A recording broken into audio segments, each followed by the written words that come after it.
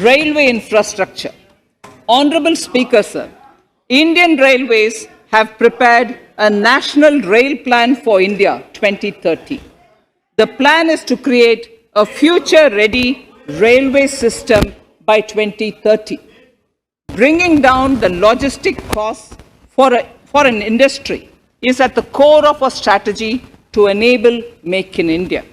It is expected that Western Dedicated Freight Corridor and Eastern Dedicated Freight Corridor will be commissioned by June 2022.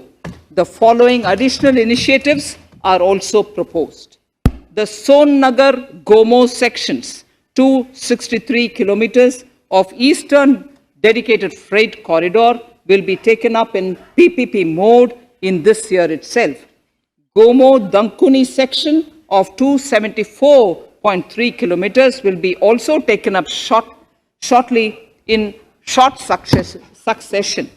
We will undertake future dedicated freight corridor projects, namely East Coast Corridor from Kharagpur to Vijayawada, East-West Corridor from Bhusaval to Kharagpur to Dankuni, and North-South Corridor from Itarsi to Vijayawada.